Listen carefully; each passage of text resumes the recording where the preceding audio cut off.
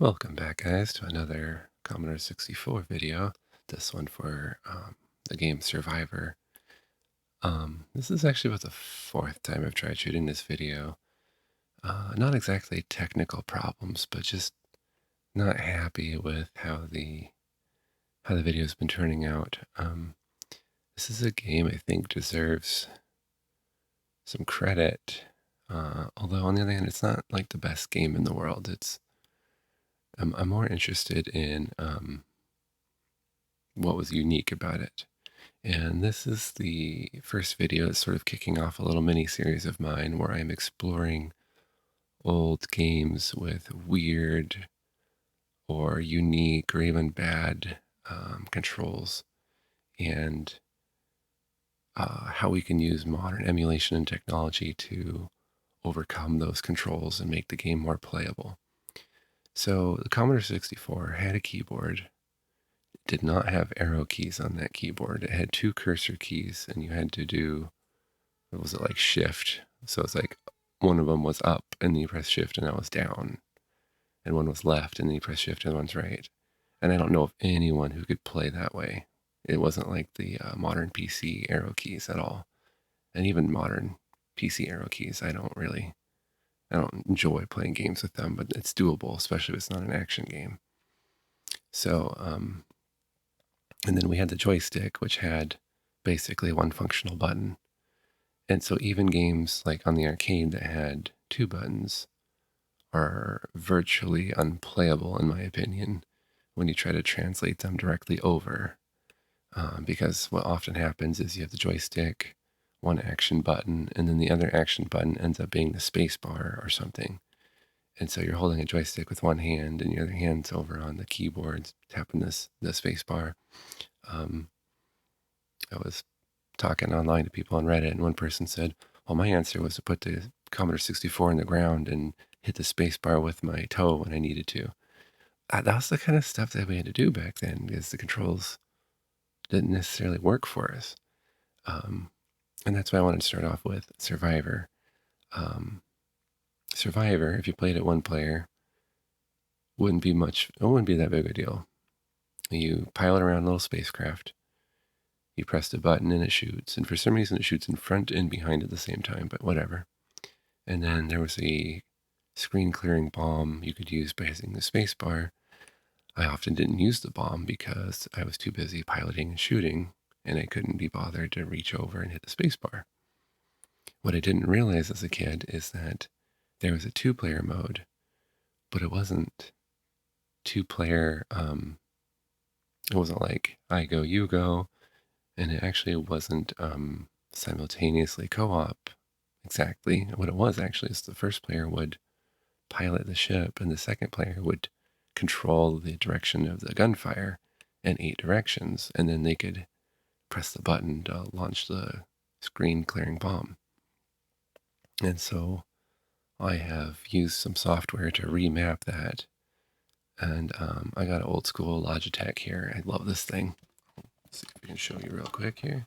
Got the old school Logitech going on here. And in terms of what buttons it's got, it's basically like PS2 era gamepad with the amount of face buttons and shoulder bumpers and sticks and D-pads. So think about how I remapped it. I still like the D-pad for movement, so I will be piloting the ship with the D-pad. And then I'm trying out two different control schemes here. One is, I guess we can call it Super Smash TV. So if you ever played that on the Super Nintendo, or I think it's the same way they do it, the Legend of the Prairie King on Stardew Valley, but basically your face buttons, the top one shoots up, the right one shoots right, bottom one shoots down, left one shoots left, and then you can press two of them at the same time to shoot diagonally. So I have that, but I also tried to map it. I didn't actually test this now, but I just also tried to map it to the right analog stick. So if it works, that will be another possibility. So I'm going to try this out and see how it works.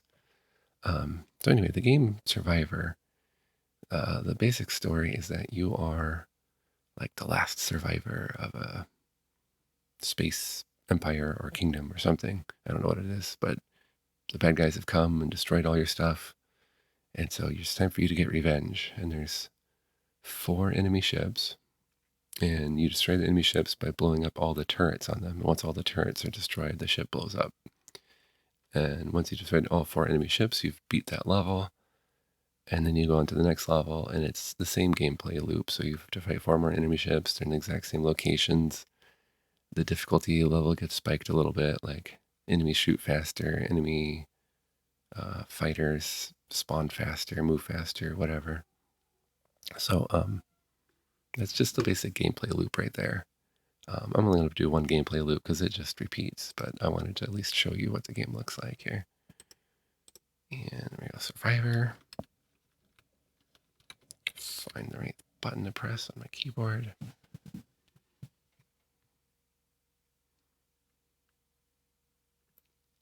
All right, nope, I'm not cheating. It's not that hard of a game. Look at this. I don't know if you guys can hear it because it's pretty quiet, but it's the Flight of the Valkyries in the background there. And then again, I'm going to find my F5, so I switch it to 2-player. And we're going to get started here. All right, all right, I got the wrong gamepad or something's going on. There we go, I got the wrong gamepad. I'll just restart the game then. Yeah, I should just restart by pressing F5 and F7. Actually, one thing I should do before I start, this just blows my mind. If we let it go into the demo or attract mode or whatever you want to call it, I've never seen this before, this is crazy.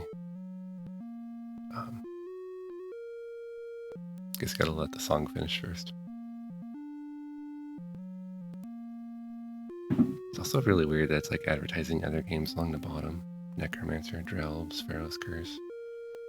Here you go, watch this. I'm not touching anything. The demo mode just goes nuts, just crashes. Now look, the demo or the track mode set the high score. Like, what? It's so weird. All right, let's go ahead and get started then. Okay, so I'm piloting with the D-pad, and then I can use the face buttons to shoot in any direction I want to, which is pretty awesome. And then I also have the right analog stick seems to be working too. I'm not sure I like the stick. I think I am going to stick with the face buttons. Alright, and then like I said, our goal is just to go around and blow up the turrets on these enemy ships. And it's a pretty good idea to do the hard turrets first. Especially because when the ship blows up, you need to be clear of it. But with the 8-way fire, oh, that weird little thing over there, that's an enemy fighter, so you gotta blow them up occasionally. They are really weird designs. Like that one with some weird like jack. There's ones that are like smiley faces. There's one that looks like a weird demented bird.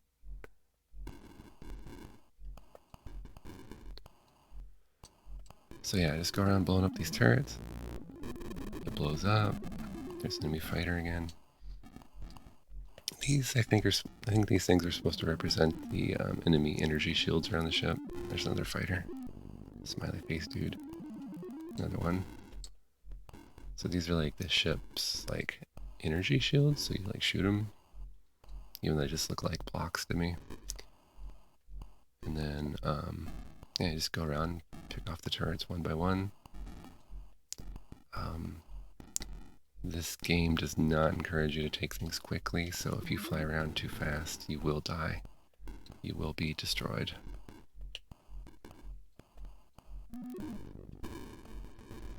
Alright. So there's 2 enemy ships down. You gotta watch for these meteorites. As far as I know, you can't actually destroy the meteorites at all. And then I'll use my bomb so you can see what it looks like. So the bomb just clears the screen of enemy fighters, but still doesn't affect the weird green meteorites. Meteors, I guess. Enemy fighter. Oops. I wasted my bomb. I already had shot it before it the bomb got it. But yeah, actually, this game gets a bit more fun and a bit easier at the same time with the controls. Again, original hardware, this would have been like the second player port doing this.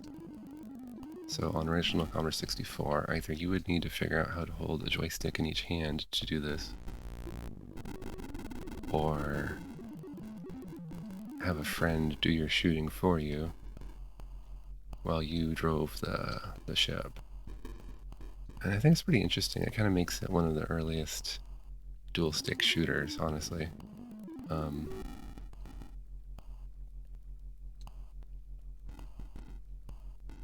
do know that I feel like there was something like maybe a Robotron or something like that that maybe did it first, arcade-wise. And then I know the Atari was doing some interesting things with joysticks, because I know Raiders of the Lost Ark did the dual joystick thing. It's something that I found cryptic as a kid because I didn't have the manual. So I'm not going to go out and say that this is the first game to use a dual stick, but I'll go ahead and say it was one of the first. I think, what did I see, 1983 was when this game came out. And yeah, the way I'm playing it right now, it's basically like Super Smash TV, because I can just shoot any direction I want. It's pretty cool, actually. Anything about the kind of evolution of the games? Yeah, I'm going to use the bomb because I'm in a tight space. The evolution of the games there. Oh, that came out of nowhere. I'm pretty sure it was, we had, was it Berserk that came first? And then Robotron, which I haven't played, but I think that might have been a dual stick. I'm sorry, correct me if I'm wrong. But then that sort of led to Smash TV, where we actually start getting into that, the arcade style two-stick shooter thing. So here's this quirky little game right in the middle of all that. Or you might notice I have 9 lines and 7 bombs. So the game's especially easy, this way. And here I've just beat the first level, big explosions. You get extra points. Oh, I had 11 lives by the end. So you get extra points for all the extra lives you have. It's pretty crazy. Yeah, and then like I said, the game just repeats. Only other thing I want to point out here before I sign off is the game's got a bit of momentum. It's a little bit weird in that it's like you've got an inertial dampener. I'm gonna make it up sci-fi terms here, but like eventually you stop moving, which is not how it would be in space. But I think this game would be unplayable if it was, inertia just kept you going and there was no friction slowing you down or inertia dampening slowing you down. And then, like I said, see, it's kind of cool too. Like, it's kind of fun just flying around. But the thing is those meteors come out of nowhere and you die very quickly. I got 2 fighters at the same time.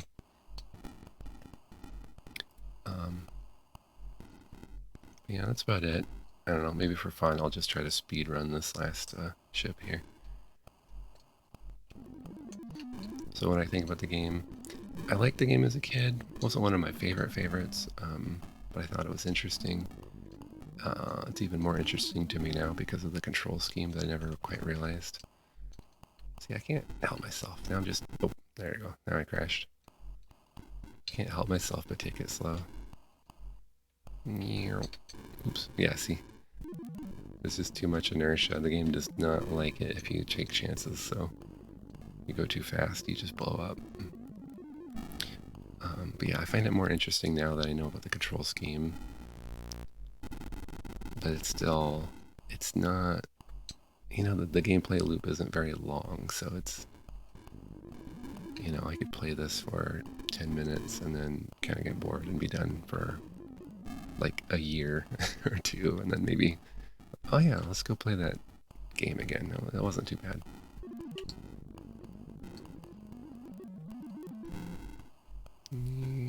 off. Hit the bomb, get rid of that guy. Yeah, even I think the enemies in the energy shields too, if you destroy them but then move through them before the sprites completely despawn, I think it still destroys you. So again, this game's not about speed. It's very much punishes you for trying to take shortcuts and go too fast.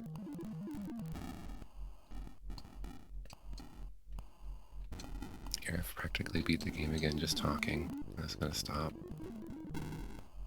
Oops. You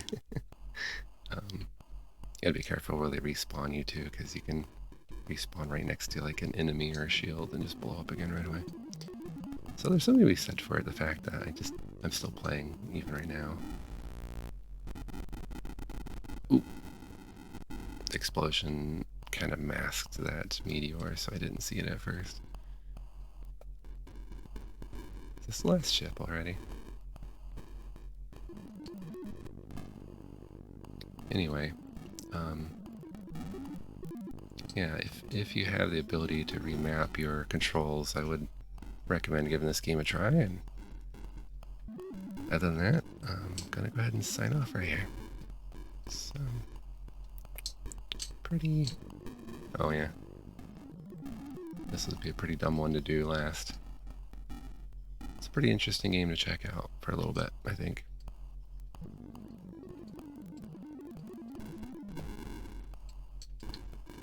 They've not spawned me inside the ship.